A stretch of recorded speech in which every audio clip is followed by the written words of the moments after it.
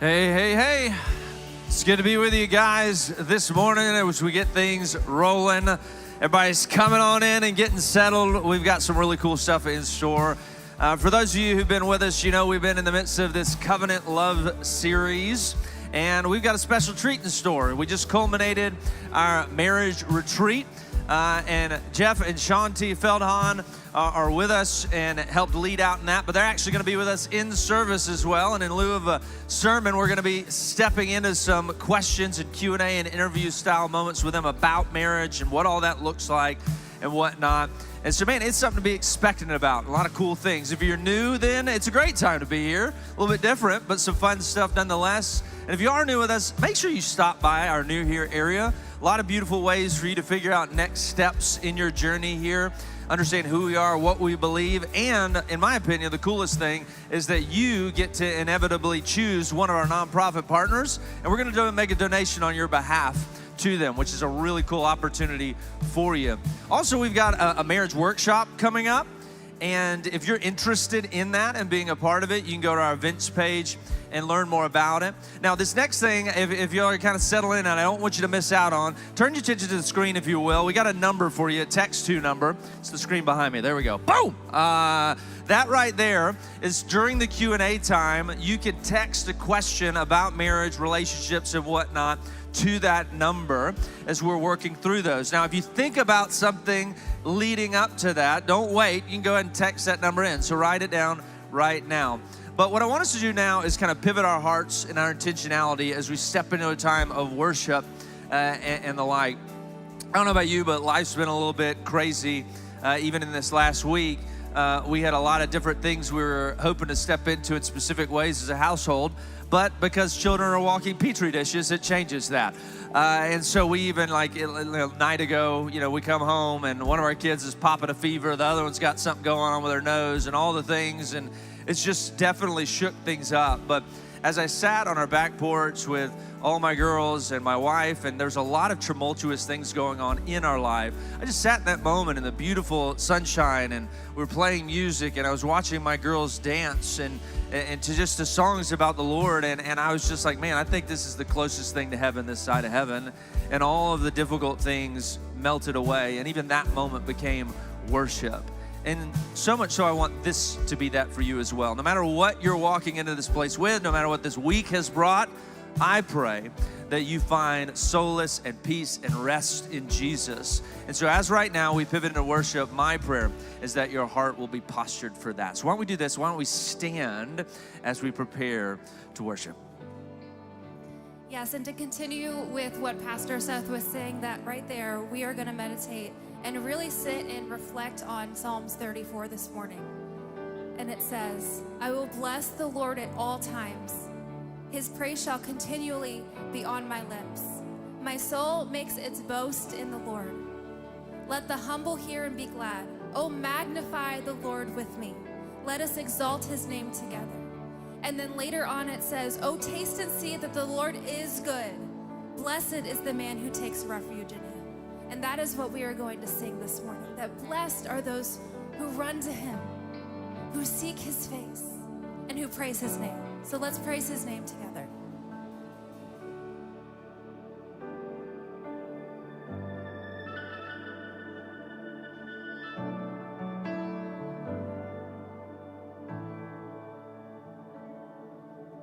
Blessed are those who run to him, who place their hope and confidence in Jesus.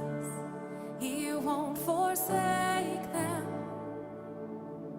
Blessed are those who seek his face, who bend the knee and fix their gaze on Jesus.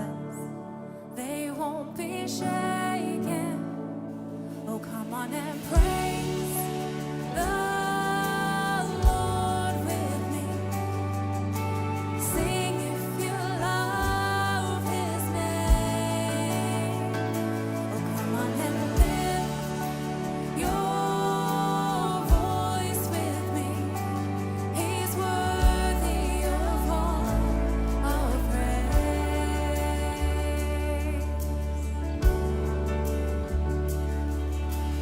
Blessed are those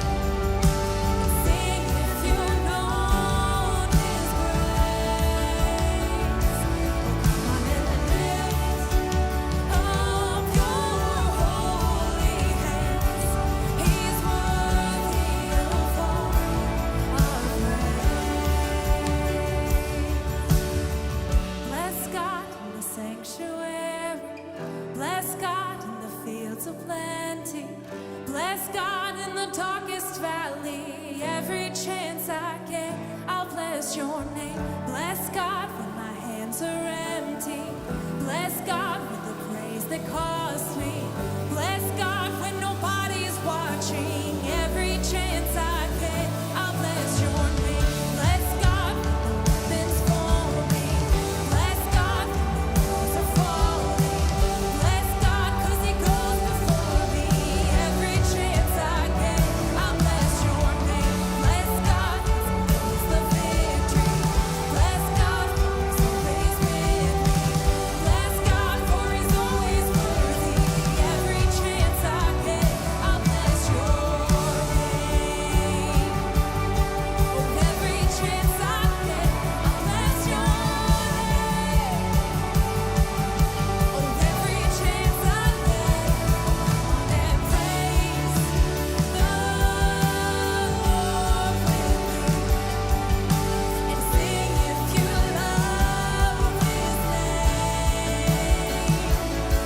And lift your voice with me.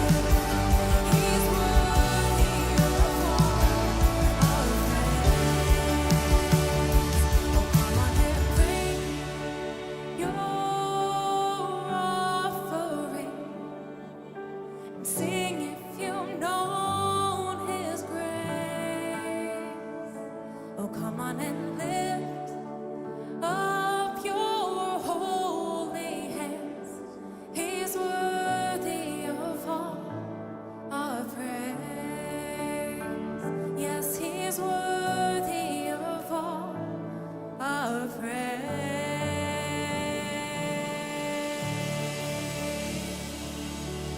Let's give God our praise this morning. He is so worthy of our praise.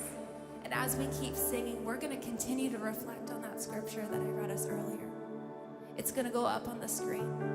And I'm going to ask you, read it to yourself, in your mind, maybe out loud if you want to, as a declaration to the Lord that we want to praise Him in every circumstance. And then we're going to come together and we're going to magnify the Lord with our praise. So use this time.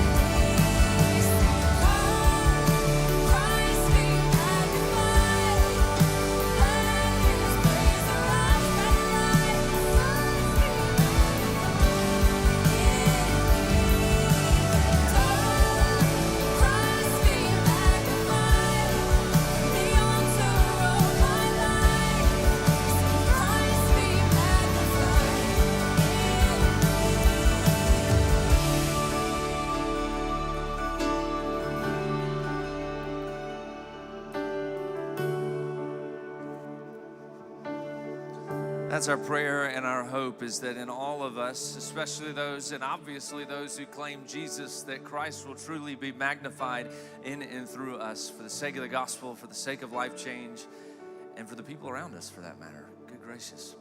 Hey, let me pray over you real quick. Father, I just thank you that you are good, that you seek us out in every season and circumstance and situation. And while you don't promise us that everything's going to be rainbows and butterflies as we walk through different seasons, you do promise us your presence and your power and your sufficiency and your peace and your contentment. So I pray that our satisfaction and our rest will be found solely in you, Jesus. That from the overflow of that reality, others will see Christ magnified in and through us for your glory and for your purposes. And that it won't sit with us, that reality will transcend and transfer to those around us. And we'll get to step back and see some miraculous things happen for your glory. Jesus, be with us in this time as we step into a topic that we've been working through, but is incredibly necessary, which is the idea of what does it look like to allow who you are and what you call us to deeply infiltrate every relationship in our lives, especially the most intimate one in marriage. And how do we traverse that in a way that does bring you glory and worship? So be with us in this time. We love you. It's your name we pray. Amen. You guys can have a seat. Well, hey, I'm real excited about what we're about to do too as we transition into this. If you weren't able to kind of be with us at the beginning of service, I was letting you know a little bit different of a situation. And what that is, I'm just going to sit up here instead of normal. That's what I'm going to do. I tell you, no, we're doing something different.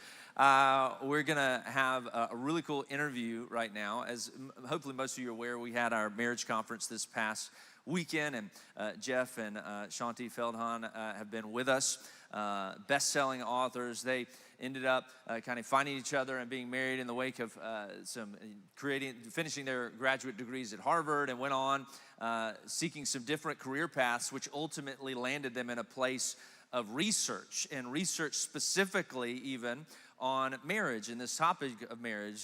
Two of their bestsellers being For Men Only and For Women Only are the ones that you may have even are familiar with.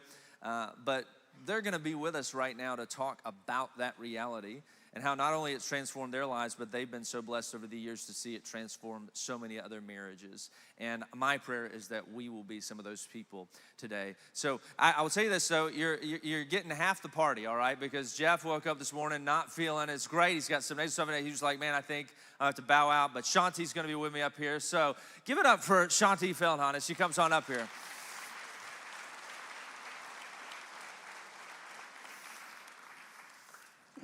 Thanks so much. Yeah, the poor guy, he's like, I'm going to be coughing like every 2 minutes up here. That's not going to work.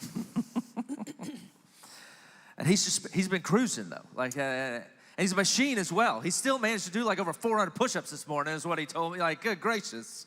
I managed to barely roll out of bed. That's where I was at, and get coffee so that I'm operating like a puppet. Like I can't function otherwise. But man, it's great to have you with us. Your insight and just even specifically and I've realized this over the course of the last few days, just the sheer volume of research that you guys have done over the years on this topic is just deeply insightful. And I wanted us, so we're going to kind of do we got three kind of phases to this that we'll be doing. The first phase is we're going to be talking about a book that they've got. So here's the books. And they'll have these and other books of theirs for sale out there. And I should say this, those will be available after service here, specifically in Edwardsville, with the Feldhahns here to sign those and everything. And if you buy them here, they actually, all the proceeds go to y'all's team and y'all's organization, which if you buy it from Amazon, not all the proceeds go, and you don't physically get a copy today. You got to wait 2 days. So get it today is the short answer. But two topics we'll be hitting is the good news about marriage we'll hit first, which is debunking some kind of statistical myths we've heard, the most notable which being the like egregious divorce rate we've heard about for years and years. And then the other one, and we touched on this in the conference, is this idea of highly happy marriages and a lot of the tenets of those. What do you do? What do you do to be one of those people? Yes. Please, yes. So we're going to hit that, and then we'll do that Q&A. So periodically on the screen, you'll see that text to number. So if you think of a question as we're working through this, pause, go ahead and text that in because we'll get to a Q&A time at the end as well. So let's hit that first one, though. Let's debunk some myths here. So the first question I got for you is the good news about marriage in the book y'all wrote is based on an 8-year research study into the real divorce rate in America. So what inspired you to take on this study in particular? So it's interesting. Back in the day, this was quite a few years ago, I was a newspaper columnist. We were already social researchers. We had been doing the work for women only and for men only, talking to people about like their inner lives and what they're thinking and feeling. And so in that research, we talked to tons of people about like what's going on in your heart and your mind. And so we had seen some things about how people viewed marriage. And then as a newspaper columnist, you remember what newspapers are, by the way, like back in the day? The funnies. I remember the funnies. The funnies, yeah. absolutely. They were in color on Sundays. Absolutely. It's great. My column that I was writing that week was on divorce, and I wanted to accurately cite the divorce statistics. I'm an analyst by training. That was my graduate degree. And so I wanted to look up, everybody knows the divorce rate is about 50%, but, maybe it's not exactly 50. Maybe it's 48.7, right? Like I just wanted to look up the actual number. And so I go on the Census Bureau and I go on the CDC and all these other vital statistics, government statistics, and the numbers that I'm seeing don't match the narrative at all. Like completely different, much better numbers. And as I started looking, I'm like, what? Because wait a minute, if that's true, if the 50% divorce rate is more of a myth than a reality, and if marriage has a much higher success rate than what people think, this is a really big deal because we had seen how much not believing that had an impact. Yeah, and I mean, and the statistic in question, I mean, that we've all heard 1,000 times over, right? It's like 50% of divorces. Yeah. And then they'll go as far as say, like, that's in the church and out of the church. Yes. Even when you bring church into the equation. So it's like, this is the understood pop culture knowledge piece that's just, everywhere you hear that brought up, they're going to throw that statistic out as if it's just gospel truth type Exactly. deal. And I certainly believed it. Yeah. I'd heard it said from the stage and said in conferences and books and newscasts and whatever, and started to go, wait a minute, this is a big deal if that's not true. Yeah. So what you're going to learn, I've learned this in the last few days about Shanti, is Jeff describes her, she's like a dog with a bone is what he said yesterday when it comes to like, when she sees something, she's like, I got to research this. It reminds me of the Charlie Day meme of like, he's sitting there and all the like different papers on the wall and like the yarn case, like, this is what's actually going on, people. You got to understand. So, and it's like, you get to the heart of exactly what's going on and the truth of the matter when it comes to these things. To be candid, this particular project, I mean, okay, I have to admit, that's a bit my personality anyway, which, as Jeff said in the services last night, like, works in research, not so good in marriage sometimes. But this particular project, I felt like God would not let me stop it. And it's very complicated, which is why, and my brain is not big enough, which is why it took me 8 years to try to figure it out, so. All right, well, let's get into it then. So your research debunks 5 total myths that we see in the book, but let's start with this big one we're talking about right now, which is the divorce rate. Disregarding what Hollywood and news and all the stuff we're talking about tells us, what's the actual divorce rate today? I promise this is not a bait and switch, but nobody knows exactly. That sounds more like a bait and switch. I promise. Nobody knows because the government, municipalities all over the country, they don't actually track actual marriages and then did that marriage get divorced. That's actually the only way to know exactly what it is. But we can get a lot closer. And so probably one of the best numbers, there's tons of numbers you could look at. And, is it divorces by a certain age, all sorts of things. But to me, one of the best numbers comes from the Census Bureau. And this is about 10 years old now. But by the way, the numbers have only gotten better since I wrote the book, since we did this study. And so, for example, right now, well, as of a few years ago, 71% of people are still married to their first spouse. Right? This is actually a pretty big deal. And by the way, the 29% that aren't still married to their first spouse, that includes everyone who was married for 50 years and their spouse died. That's just marriages that have ended. That's death and divorce. And so we don't know what the divorce rate actually is, but we can get a lot closer. There's about a 14% rate of widowhood. There's some other factors in there. So you can kind of squint sideways and say maybe the divorce rate on average is about, for first marriages, is about 25%.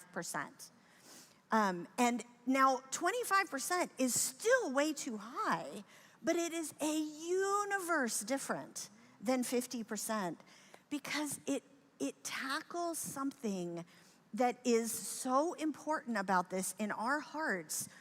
If you go into marriage or you're having struggles and you believe that half of all marriages end in divorce, you are going in almost with a sense of futility instead of a sense of hope.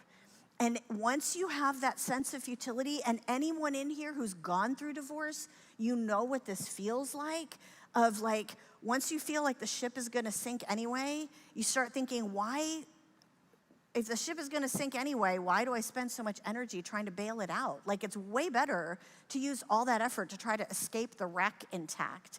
And so it's really easy at that point to just, give up. And the thing that recognizing the numbers are so much better than what we've been told. It makes a difference when things start to get hard.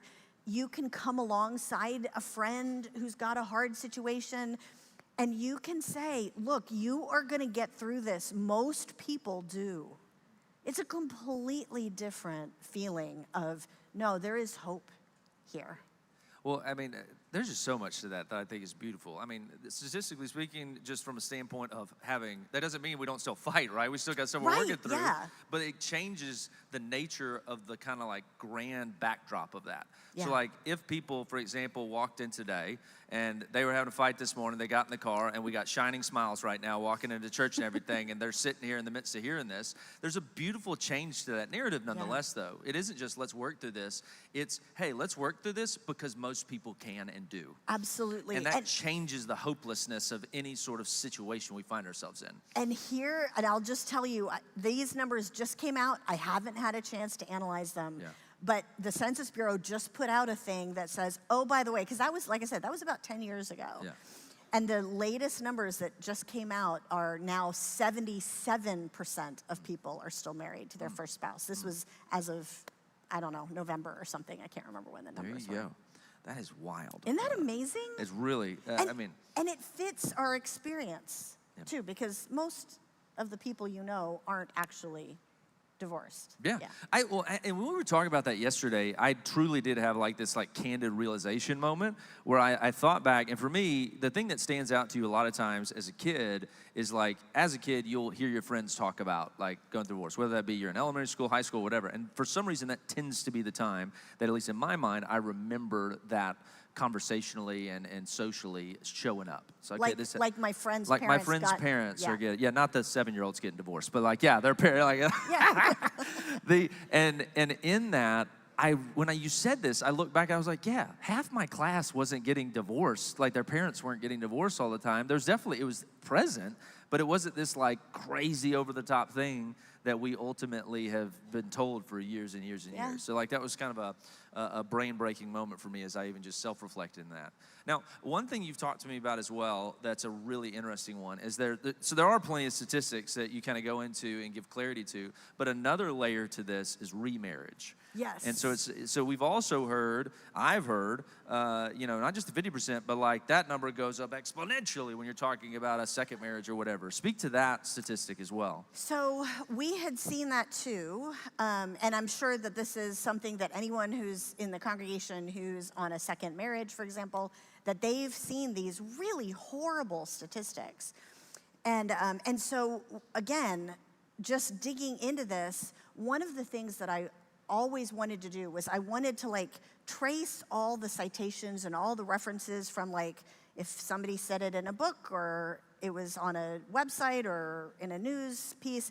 I wanted to go look at the citation and look at the actual study that found that, because I wanted to look at the methodology, like how did that number get said?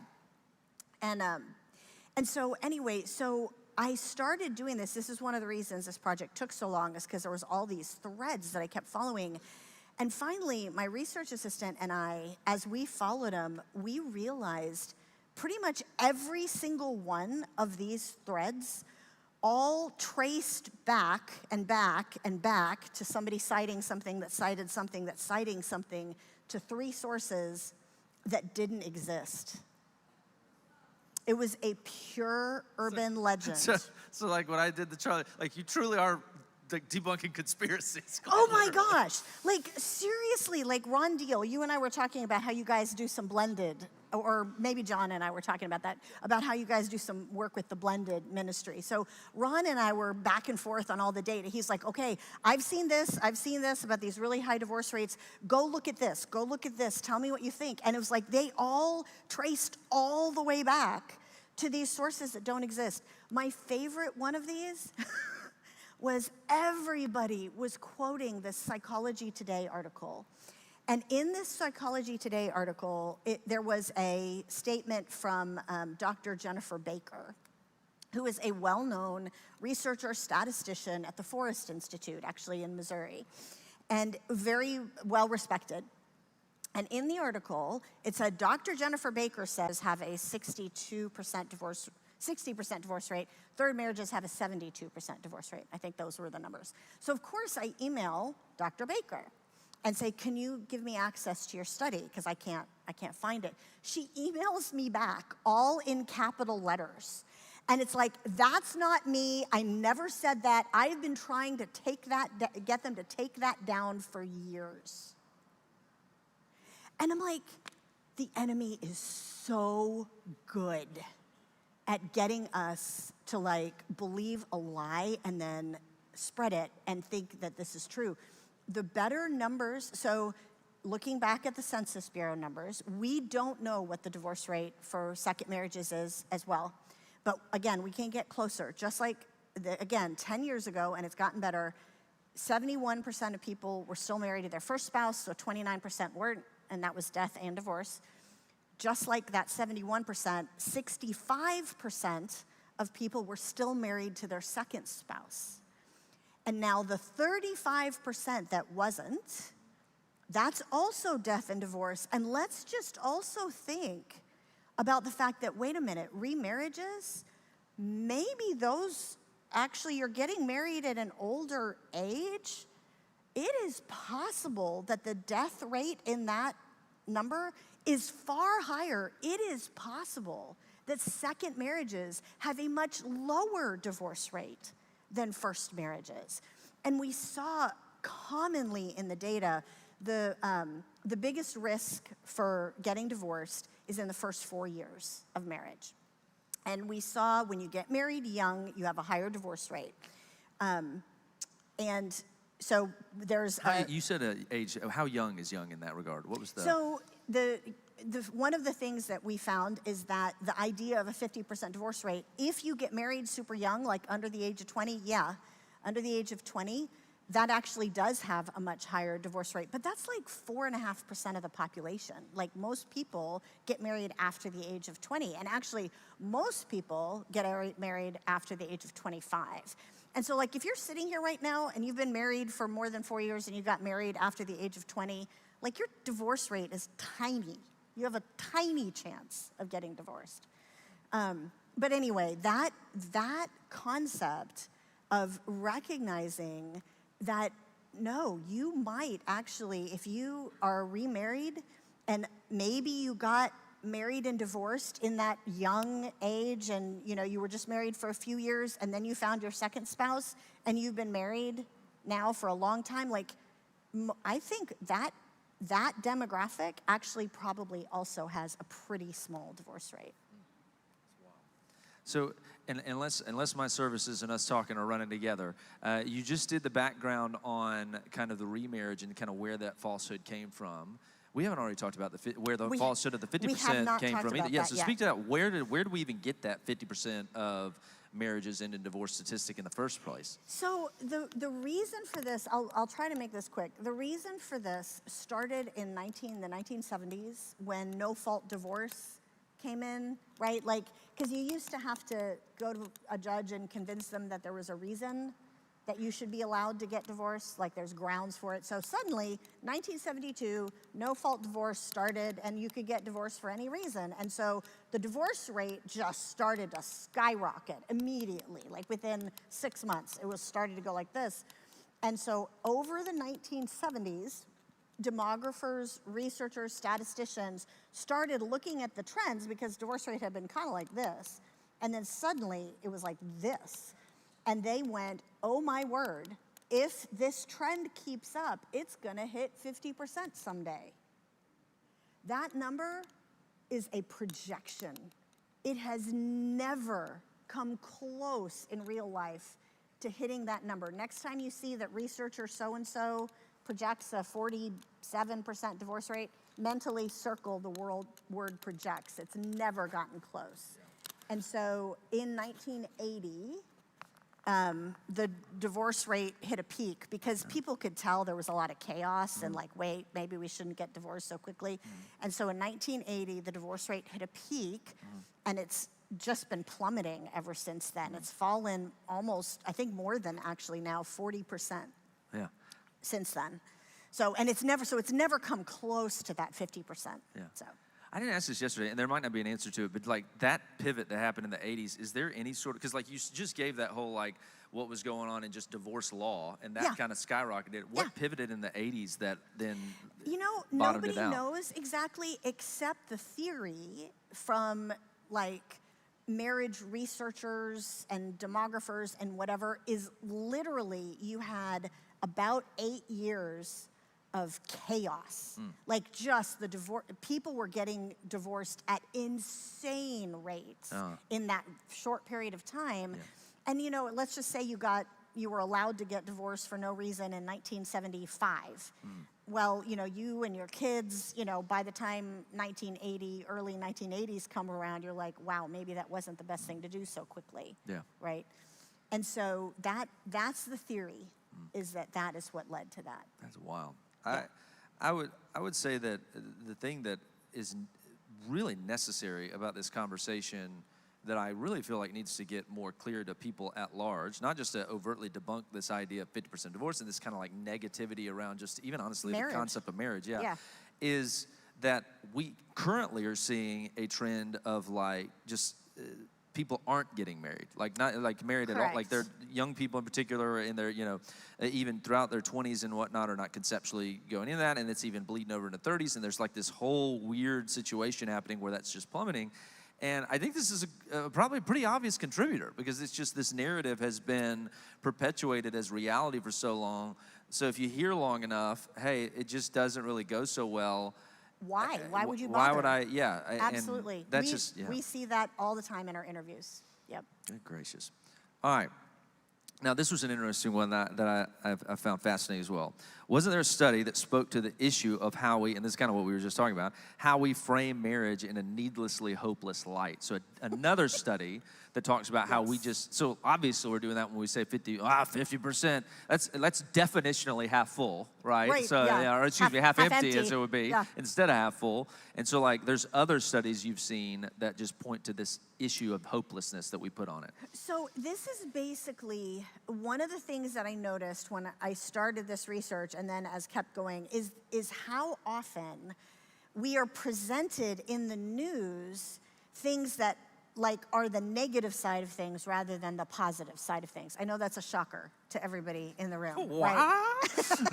I know, like, but and I'll give you an example that's very relevant to this. So this was a number of years ago. The New York Times did this huge piece on marriage, and it was like in the old terms, above the fold, like the leading headline, and it was,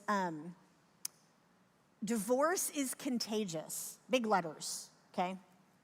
And so there had been the release of the most recent wave of a research study that had been going on in Framingham, Massachusetts for more than 50 years. Now, Framingham is like this representative American town. It's got a lot of, similar demographics to a lot of America.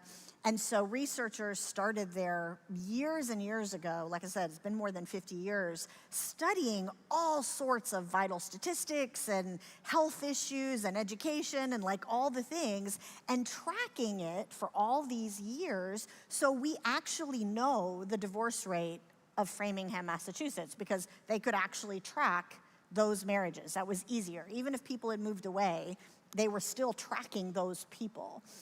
And so anyway, the Framingham study that the New York Times was talking about is they had found, and this isn't the exact number, but it's something like they had 10 major findings, and 8 of them were positive, 2 of them were negative. Guess which one the New York Times grabbed, right? Divorce is contagious. And it turns out, kind of interesting, if you are close friends with people who get divorced, you are more likely to get divorced, which it becomes normative, right? But hey, guess what they also found? If you are friends with people who work things through and don't get divorced, not getting divorced is also contagious. Didn't say that part, right? But that was part of the study.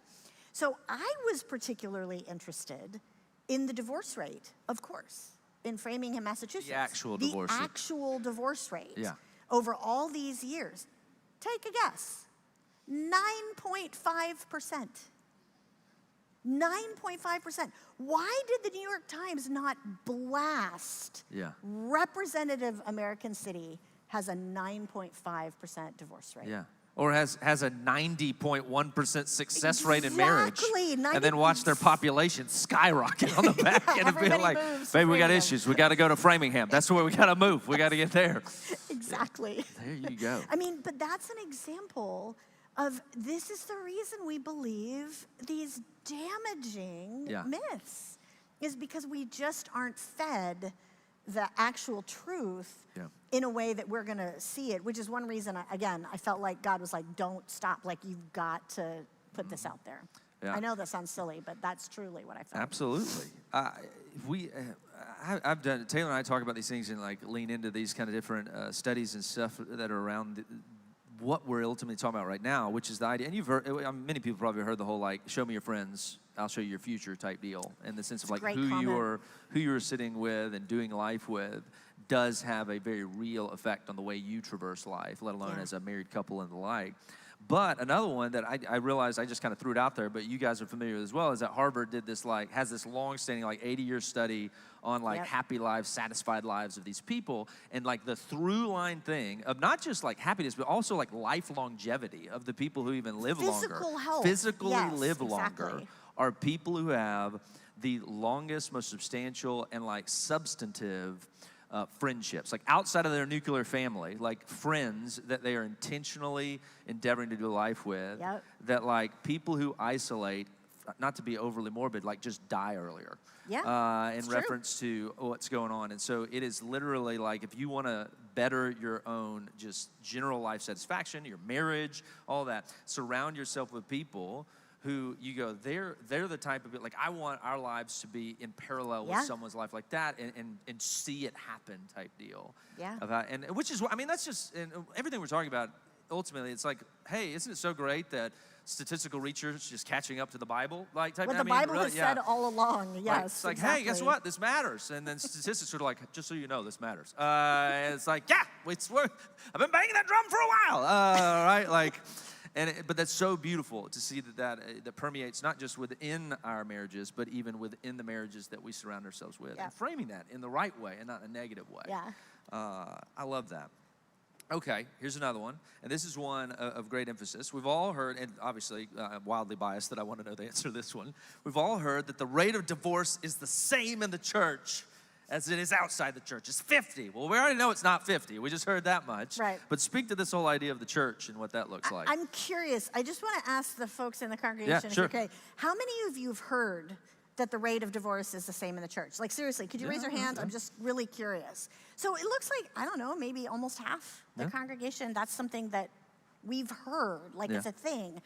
So this one was based on a study that George Barna and company did 25 years ago, okay? And some of you may be familiar with George Barna. They do a lot of research in the church space, okay?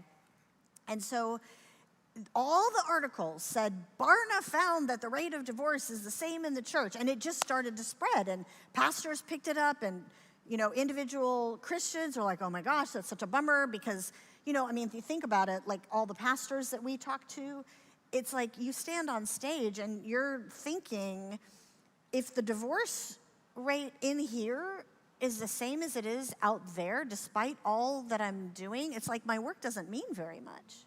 I mean, that's so discouraging. And for an individual person in the congregation to think on something as important as marriage, if doing what the Bible says doesn't make a difference, what does that say about the Bible? Right? Like it's this sneaky little discouragement, and it's not even true. So what Barna did, when I called Barna and started talking to them about, again, what was their methodology, they're like, oh yeah, no, we didn't actually find what the newspaper said we found, because they weren't studying people in the church. They were studying different belief systems. So you call people on the phone, you ask them, what's your belief system? Are you Christian? Are you Jewish? Are you Muslim? Are you a religious nun, right? Like you don't believe anything? Where are you? If that's all you ask, those groups have the same divorce rate, okay? But Barna specifically excluded whether they went to church from the analysis, because that wasn't what he was trying to study. They were just studying belief systems. So I went to Barna and I bought that data set, and we reran the numbers. They had asked, it was this one little question that we could add back in, was the person in church last week? And here's the thing, if the person actually is in church and is a regular church attender, according to the Barna numbers that we reran, and by the way, all the other studies that have been done on this find that the divorce rate like plummets. It goes, depending on the study, it goes down anywhere from 25 to 50% or more. One of the big parallel Harvard studies that came out found that the divorce rate falls 58%. And now it's like, this is an enormous thing that every demographer, every researcher, every statistician, and by the way, this is not hyperbole, this is actually a fact. Everyone that's ever studied this knows that that's true. The divorce rate, everybody's gonna argue about the actual divorce rate. Nobody argues about whether church attendance has this drastically protective effect. And so it just seems like so frustrating that every demographer knows that and every pastor and Christian doesn't. That's wild. So what I just heard is if anybody here today is struggling in their marriage and they're only coming like once a month to church, they need to come to church like every week is what they need to do. Step one, and it's gonna make things already immediately in the right direction. Okay, you're kind of being tongue-in-cheek, but it's actually protective. Like, it actually is, because it's something about, there's all sorts of theories about why it matters so much, and there's been a bunch of studies, and something about the teaching, it's something about committing to sitting under the presence of the Holy Spirit and in community. And one of the things they found is if you plug in to community, you are far more likely, if you're having issues, like someone's gonna notice, like, are you and Sarah okay? I don't know, this thing called accountability that's in the Bible. And I go, yeah. Yeah, so anyway, it is, I know you're being tongue-in-cheek, but it's actually kind of true, yeah. That's awesome. I love that. That's great. That is, as we would say in church, good news, right? It is good news. I love it. Okay, well, let's pivot then. I want us to talk then. So we've been talking about literally the good news about marriage, as we're saying it. Let's move into this idea of highly happy marriages, some of which we talked about in the marriage conference. So some of this is kind of bring everybody else into the fold a little bit of what this looks like. But we've even got some stuff that if you were at the marriage conference that we didn't even cover. So there's a little bit of both ends. Yeah, absolutely. And so let's do this first one. In this book on happy marriages, you say a particular finding might be a prerequisite for anyone who wants a highly happy marriage. What is that prerequisite? So it is the practice of, when we're talking about the happy marriages, what we mean is there was this big study of what the most highly happy marriages did differently, even than happy marriages, right? Much less ones that are kind of wrestling. And so one of the main factors that we found it's actually very hard to have a happy marriage without this is they choose to believe the best of their spouse's intentions towards them, even when they're legitimately hurt. And now, because here's the thing, everybody gets hurt. Like, all of us can hurt each other's feelings at times. I love what one of these, one of the highly happy couples in our study group, that one of the things that they said was this one husband, he said, look, even the most godly, kind, wonderful Christian husband or wife can be a jerk sometimes. I mean, we just can. And so what we found statistically, because we ended up doing a big nationally representative survey, and what we found statistically is that the happiest couples were far more likely when something hurt their feelings, like it still hurt their feelings because their spouse is being a jerk or whatever, and instead of the natural tendency to be like, oh, they don't care about me, they don't appreciate me, they don't recognize all I do, he doesn't love me, like whatever it is, instead of thinking that, which is kind of natural for us, there was this stopping point because they had the hurt, and then it was like, no, I know they love me. I know they appreciate me. I can cite all these things that have happened even the last few days. I know they care about me. So they must not have realized how much that would hurt my feelings, or they wouldn't have said that, or whatever it is. To even go at it from like a Christian faith, scriptural perspective in that, and certainly as I self-reflect in my own marriage, one thing that I think Taylor and we have by no means done everything perfect in the way we've traversed marriage, but one thing I've realized that has been a through line that's been to our great benefit is along these lines. It's that when we find ourselves in some kind of a disagreement or feeling hurt by the other, the thing that I know she has confidence in first and foremost, and I by proxy for her as well, is that I go, hey, I have confidence in who she is in Christ, and specifically what she is pursuing, and that I don't have to worry about her yielding to my way of thinking or whatever. I go, hey, I have confidence because of who she is as a follower of Jesus, that she's going to go to Jesus with this. Yeah. And I know I can trust Jesus with this, whatever this situation is. Yeah. Just as much as I need to go to Jesus with this. Yeah. And he's going to be the one that guides us in this. And so in that, when we both have that through line, there's a great assurance because it sits outside of our own competence and sits in something beyond ourselves that we can both find actual satisfaction Absolutely. That is one of the reasons the rate of divorce is so much better, and the rate of marriages staying together, and actually, by the way, being happier. That's another thing, is that people who are church attenders are far more likely to have happy marriages. And that's one of the reasons why. That's a very interesting qualification. Not just they were successful in traversing lifelong marriage, but also it was qualified as happy. Happy. Not apathy, but happy marriage. The statistics are overwhelming. It's really interesting.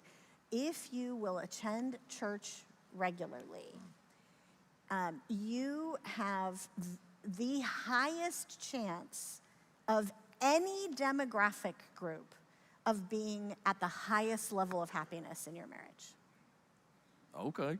I'm serious. Like, there is no demographic group that has a higher rate of happiness. That needs to be in our marketing now. Come to our church. Your marriage will be happier than everybody else's. Again, I know that you're like joking, but it's accurate. Anyway. Yeah.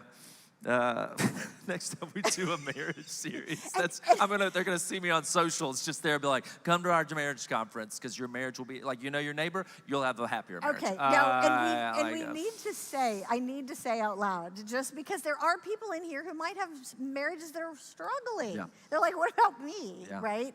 Or people in here they were wonderful God-following church attenders, and their marriage still fell apart. Sure. Right? And that of course that happens. And it's like, all of that is true, that our heart is for that. That's the reason we did the big marriage conference, so we could talk about what might help in those situations. But I hope that just the big picture is helpful and hopeful, and we can spread the word. Absolutely. So another finding confirmed what you found in your popular book, for women only and for men only, that the happy couples, so we're talking about happy couples right now, tended to do key things that mattered to their spouses. What were those, please? What were those key things that they just very practically did? We ended up we thought what we were going to find when we looked at the practices of the happiest marriages, we thought what we were going to find was that they had learned what mattered to their spouse, and they did it in terms of, like, you guys had Gary Chapman here a few years ago, the love languages, like, everybody's different. What's your love language? It's different than mine. And all of that's good, like, that's true. But we also were shocked, actually, to find that in these happy couples, the wives all tended to do the same few things in their marriage and for their husbands. Not like individual things, but like these actual same actions. And the husbands tended to do these same few things for their wives. And so, for example, one of the things we talked about in the marriage event yesterday is that we found that the wives tended to say thank you a lot.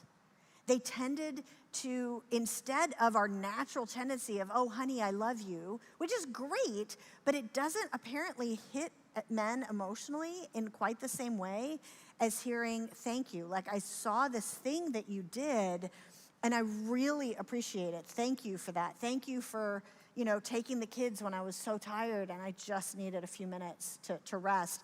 That kind of stuff for men apparently really matters. And there's other things that we found in that.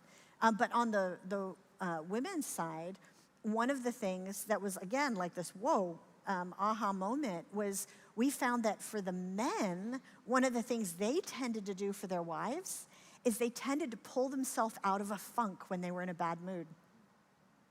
Because most men don't realize that when you're walking around with the black cloud of doom hanging over your head because you're grumpy about something, this actually impacts your wife's feeling of emotional well-being. And so one of the reasons these couples were happy is that the husbands really had learned, because it's not necessarily natural, had learned how to pull themselves out of that funk. Isn't that interesting?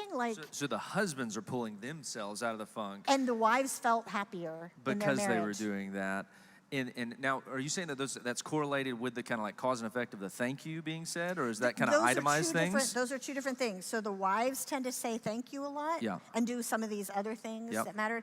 The husbands tended to pull themselves out of a funk. There you go. And do some of these other things. Like, one of the other ones statistically that really mattered is a simple gesture of physical affection, like sitting together at church or sitting at a dinner with another couple and you put your arm around her or you put your hand on her knee. Like, apparently this is a big deal. I can't remember what the numbers were, but this was statistically was a big deal. And now good job, buddy. I was about to say, I don't want you to look out right now. There's a lot of dudes yawning right now. Oh, yeah, absolutely, yeah. It's a great sign of that affection, and women, really just really are drawn to that. It fills up. By and large. And this is, what we said yesterday is statistically, okay, if 80% of women said that really mattered, 20% said it didn't, right? Like, the key is use this as a starting point for conversation. Well, what I found hoping even in the marriage conference, I hope people do in here, because there's a lot of things that are talked about in the books and in these kinds of events. And what we can do, which is not lost on me as irony based on what we talked about a few minutes ago, how we focus on the negative, is that I'll gravitate to the like, well, I guess I'm the 20%. Yeah, I guess I'm the 10%. Like that's the exception here, and I guess it's just not going to work normatively for me or whatever. And it's very much that there's many that I am, and even many things that Taylor and I, for example, just line up with. But there's some that I'm the different one. But like I need to sit in a very positive way. But let's celebrate the ones. Yeah, there's things we got to work on. That it's just because we're people. But like there are Absolutely. great things to celebrate, and don't be so focused on the work that needs to be done that you overlook the blessings that already exist therein. 100%. Yeah. There's this neuroscience principle. You and I were talking about this offline yesterday, I think, that and it's a principle that's in the Bible all over the place. And it's like, yeah, neuroscience is just catching up to the fact that what you focus on is what you're going to see. Yeah. I was also quoting Qui-Gon Jinn from Star Wars You when I were said that as quoting well. Qui-Gon Your Jinn focus from Star determines your Wars. reality. Yes, you Yeah, were. it's a great one. Yes. Yeah, it's a fantastic quote, fantastic franchise. Yeah, they're in the loop. Are they used to this? Well, they're like, we've heard enough about Star Wars at this point. There's like 15 dudes in the audience who are like, say more! And then everybody else is like, not again. Yeah. Okay, I got you. But to that end, yeah, we focus on those things. And I think that kind of even what I was talking to you about that Taylor and I have been doing some research into, which like lines up with what you're talking about, is kind of the two words for that are like adoration and admiration. That women so love good. adoration, that to be adored and loved and affection and all these things. And men like to be admired. Like we like admiration of like speaking to what we're endeavoring towards, how we're doing it. If we did something for you that you saw it and you saw value in it. And whatnot. Okay, I have to tell you. First of all, I want to steal that. I will. I will. Like, you can't steal it. I stole it from someone else, and they'll come for me. It's not. But one of the things, I don't know if we have any singles in here, like who are like interested in getting married. Like somebody was whooping over there. Yeah, Okay, there we go. Okay, so I will tell the women in that because we've done all the studies with age 21 to 75, including singles, all the things. And the thing that men find most attractive in a woman, other than physical appearance, is whether they feel like she admires them. Interesting. But it makes sense. Yeah. Right? Yeah. And that does it like. When does that kick in? Because obviously, like, Minute one. Really? Yeah. Like, if Minute a dude's like, she's known me for 4 seconds and she knows what I'm like, that Okay, you gotta like actually, it's gotta be sincere. Yeah. Like, but literally, it's one of the things that a lot of singles don't realize. Some of these things they do hit at the heart level, and it's powerful. Like literally, one of the things that I've done for years I do corporate stuff.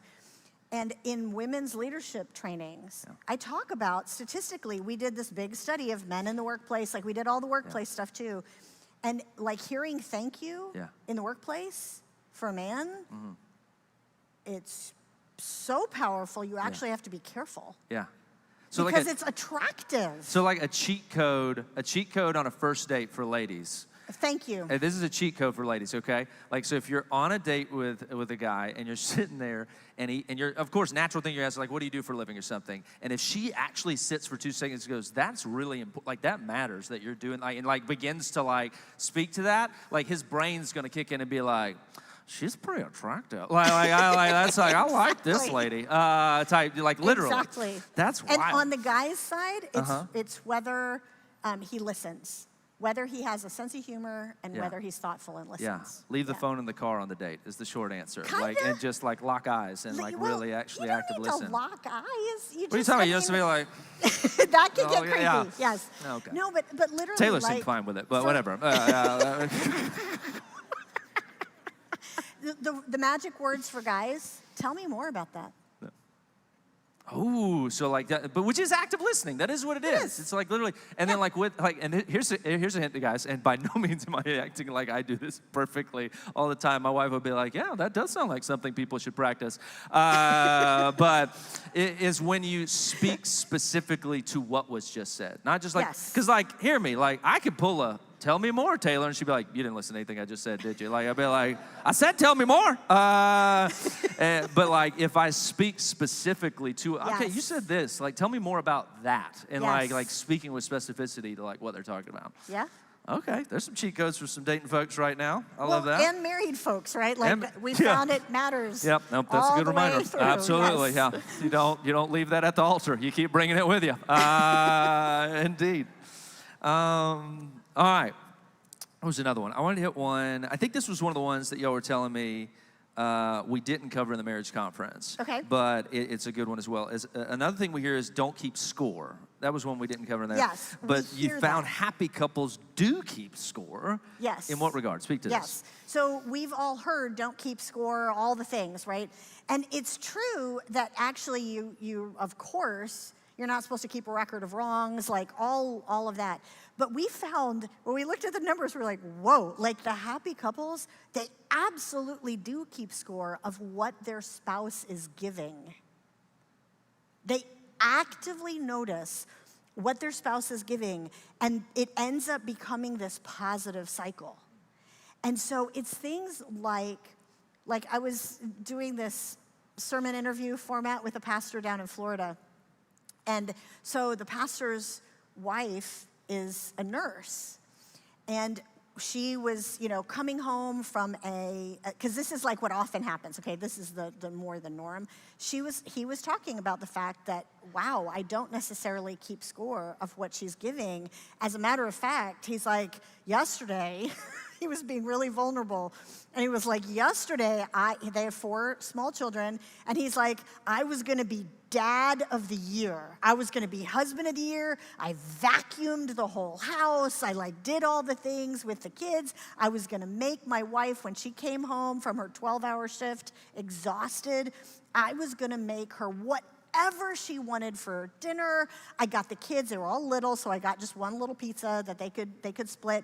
She walks in, and she's so tired, and she looks at the kitchen, and she said, is that all there is? And he was like, I was done. He was like, all of my dad of the year, I felt like she didn't see it. She was criticizing me, whatever.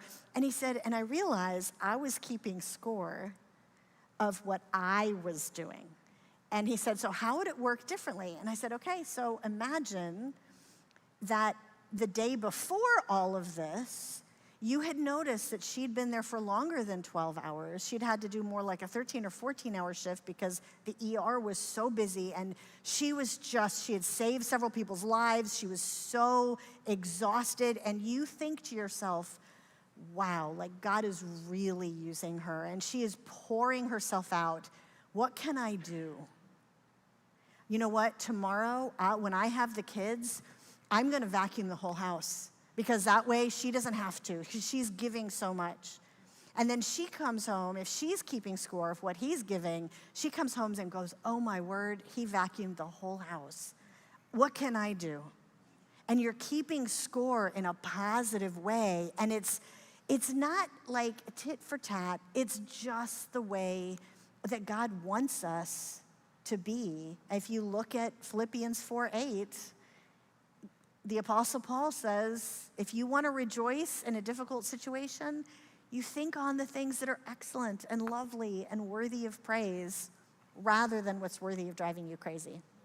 Well, so much, I've looked at the idea of the most miserable people by proxy are those who only think of themselves. And I think that ties directly to what you just said, which is this idea of the only keep score of my things and me, my I, and this is what I did and how I did it, instead of pausing and sitting in this idea of what they do. You even gave an example yesterday that kind of actually ties to this when you said that there was a couple that were going through some kind of similar reality, and that the husband reacted in this kind of frustration, and then in how I think it was his wife had promised to get some dry cleaning. He was in this pivot point with his business and what he was doing and when he had to go. Yeah.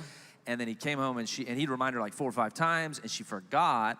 And then he is just super frustrated. But in that moment, as he walked away, he started not keeping track of supposedly all these things he had done. And that she didn't do. But instead started processing all the things over the course of the last 24, 48 hours that she had she had done. And he ultimately talked himself out of being mad. Being mad. Yeah. Because he was like, no, I'm not doing this. This is who she is, and I'm sticking to that. I'm believing that. One of the things that Jeff had a realization, I hope you're okay with me mentioning this, dude. Okay. But one of the things that has been a frustration in our marriage, where Jeff had put this into practice and it made a big difference, is that we have, you know how some people are flipped on, men often do this, women often do this, and every marriage has cases where we're flipped. So for us, one of the things that is flipped is that Jeff is the neat one, I'm the messy one. Like, I don't see the laundry piling up, right? I don't see the dishes in the sink. I've had to really work on that, and it drove him absolutely nuts. It probably still does sometimes. Anyway, but one of the things that he recognized is that when one day he was like, the kids were little, and he comes downstairs and my mail is piled up on the island, and there's, Legos all over the floor, and he's stepping on them, and he started to get mad. And then he said, he felt like the Lord was like, wait, think about this differently. And he said, those Legos are a sign that you have 2 little kids who think you're pretty cool. And yeah, that mail piled up on the island, that's a sign that you have a wife who really does love and appreciate you. And when you had your apartment as a bachelor, it was perfectly neat, and you were all alone. There you go. And so it's just like, okay, letting the Lord reset what you focus on. So whenever Taylor sees like 6 lightsabers laying all over the floor, she needs to know that her little girls just admire their father. Absolutely, 100%. And really love him. So and also that we broke a lamp. Anyways, so yeah. I love it. So, hey, let's pivot. I do want us to have some time for Q&A stuff. So I'm pulling up these questions, and we've got quite a few. So I want to make sure I kind of lean into some of them and sift through. Your people ask really good questions. Absolutely. Like yesterday during the event, really good questions. Some hard-hitting ones, too. There was some, yeah. we didn't mince words about some of that. All right. Ooh, okay. How can you break the cycle of divorce in your marriage when both of your parents have been divorced and have normalized separation during hardships? So one of the most important things, and this actually came from the study of the happiest marriages, okay, is in order to break it, and by the way, I should explain that we did the big nationally representative survey where we knew the husbands and wives who were married to each other. We didn't know who they were. They'd taken the surveys separately, but we knew that this person was married to this person, okay? And we also, as part of that, we had a study group including people who had come from really difficult situations, and including that they themselves had considered divorce, okay? And now they were in this happy marriage, this highly happy marriage category. One of the factors for breaking a cycle, whether or not you have parents that have been divorced and it's been normalized, is to either go into it from the beginning or make a statement at some point, this is it. There is no eject button. We are going to commit to this. Now, of course, we need to say out loud, there are going to be marriage situations where if there's abuse, for example, the priority has to be safety and talking to a pastor, talking to a counselor. And so we're not talking about those kinds of situations. Oh, I'm just going to put up with being abused or whatever. That's not what we're talking about. But the vast majority of marriages, that's not the issue. And it's just heartache and stress or trauma or even addiction or whatever. But putting that boundary that there is no eject button means we are going to work through this. Like just, it is gonna happen. I don't know how, but it is gonna happen because divorce isn't an option. That was one of the key things that broke. So almost the cycle. like a relationship mission statement. Is insane as that like that sounds kind of Interesting, overly yeah. whatever, but like No, just literally but like we're saying both absolutely. of us together out the gates out loud to each other. Yeah, this is it. This matters to us. Yeah. And although we've seen this time and time again in the relationships at large, whether it be our parents, whatever, like not with us. Yeah. This ends here. And that statistically, that practice, not only did it have the practice of breaking the cycle of divorce, it also statistically made that couple more likely. Now, not certain, right? Like these are all, the statistics are, different depending on what actually happened in that couple's life, but most likely, statistically, far more likely to be in that highly happy marriage category if they had done that. All right. Or did that, even if it was starting over. We actually, Jeff and I, not long ago, we were in California doing an event, and a couple came up to us, and they were a highly happy couple. They sort of described having read the book, and this definitely was their reality. And they actually described that they had gotten divorced. That couple had actually gotten divorced, and then started learning some of these things that we were talking about, and ended up getting remarried with the intention now that's it. And it drastically changed things. All right. So this one's interesting. This one's framed through the lens of, like, we talked about men, like the idea of, like, you acknowledging what they've done and you're thankful for that and everything. But what about when you're not thankful for what they did? It's kind of like, well, if they didn't do it right? Like the idea here is what's the best way to offer constructive feedback to men without hurting them and triggering some level of defensiveness and whatnot? Okay, is it okay if I give the real answer? You can give the real answer. I'll just tell you it's correct? wrong immediately when I don't agree. I'm going to give you the real answer to that person. I'm assuming that is a woman asking about her husband, but we don't know. Likely. But we don't know. But let's just pretend for the moment it's like, but he didn't do it right. Like there was something with the kids or, whatever. And the honest answer is, in your opinion, he didn't do it right. Like, he's an independent adult who thinks things through just like you do. And sometimes people just have two different beliefs about how things should work. And so one of the things that anyone, man or woman, has to do in that situation is have the humility to go, okay, I want to correct this and offer constructive criticism. Yeah. I have to have the humility to say, first and foremost, I might not be completely always the number one arbiter in the universe of what's right? Like my spouse legitimately has an ability to think things through and come to a different opinion. It doesn't matter if such and such happens. Now, sometimes it does, sometimes it doesn't, but we have to start with that humility. And then what we found in the research is that offering, especially if it is offering constructive criticism to a man. Now, this is the same thing with women. It's just heightened more emotionally for men because of that am I able thing. Am I adequate at this thing? Because that's their inner doubt and their inner insecurity. And so if you say, the way the guys described it is there's no way for that constructive criticism to not sting. It is going to sting because you're saying I've failed and I didn't do this right. But the guys said, if you can kind of make it a sandwich, sort of a praise sandwich, this is gonna sound funny, but like, hey honey, I am so grateful for all the times that you take the kids. You are such a good dad. Can I mention that for me, it's actually really important when it's so cold outside for them to, have their hoods up or when you have them so that they don't get cold. Like that's just really important to me, but thank you so much for being with the kids. Now, the women in here are like, why should I have to thank him for something that he should just do?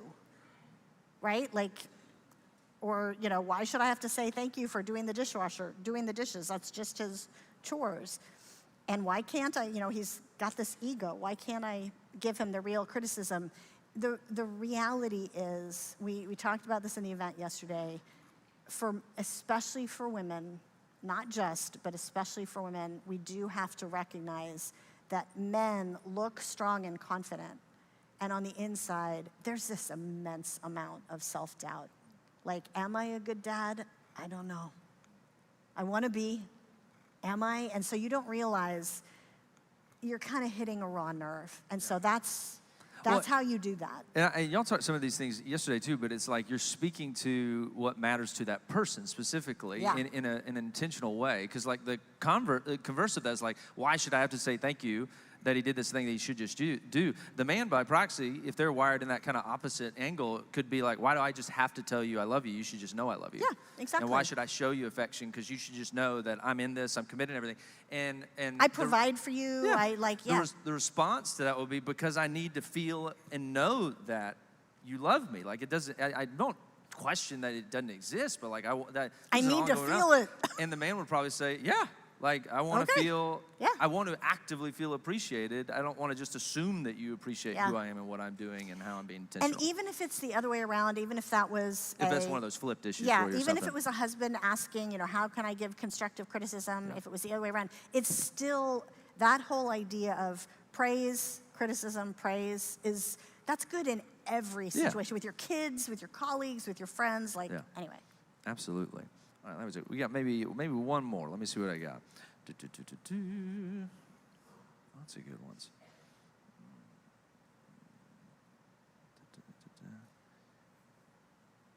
What about marriages where one spouse goes to church and another one doesn't? Is a believer. Any situation. The specific here was saying, like, even if the spouse is a believer or isn't a believer, but ultimately just doesn't feel like church is like some necessary thing. So, is the question, what do I do about it? Or I is would the say question, maybe it's whatever you want to take it. It is a little bit broad, but what I would say is that I'll go this route with it. Is there still positive statistics even tied to the idea that one spouse is prioritizing this? Yes, there's actually a whole thing in the book what on can that. you do? There in the book it speaks to that. Yeah, it does. It is less so statistically than if both people do, but yes, even if one person does, because you're still seeking the Holy Spirit in your marriage, right? Like, the presence of God is still with you. Yeah. And one of the things that we've seen over the years in our research that I love is that, if you will keep praying for your spouse, I mean, we've had friends who prayed for years and years and years, and then 20 years later, there was this breakthrough where God got a hold of somebody's heart. And so that's one of those things that just don't give up. Just keep trusting that God is able to change a heart. Absolutely. Well, hey, I wish we got so many great ones that we could go on and on, but I'm going to bring us kind of to a close right now.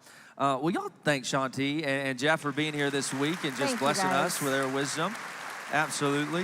Man, thank y'all so much. Let me pray over us real quick. Father in heaven, I just thank you for who you are and everything that you continue to do in and through just the church, not even specifically our church, but to celebrate the idea that if people are engaging in this beautiful thing that you've instituted, which is your church, that in that they reap a benefit, or what a blessing from what it means to pursue you well. And so I celebrate that. And really, Holy Spirit, I pray that you will just step in, and where it is necessary to spur someone on to maybe find some challenging points to develop and work hard at their marriage, that you will do so. That you'll bring not shame, as we tend to spiral into in these situations, but divine conviction that this needs to matter because this marriage matters, as not just even a specific functional act, but an act of worship to you. So be with us. Bless all those in this room as they walk out into this week. We love you, Jesus. In your name we pray. Amen. Hey, as we go to head out, the Feldhans are going to be out there in the lobby to sign books. You can buy books from them, all that kind of stuff. Other than that, we love you guys, and we'll see you next time we gather. Have a great one, guys.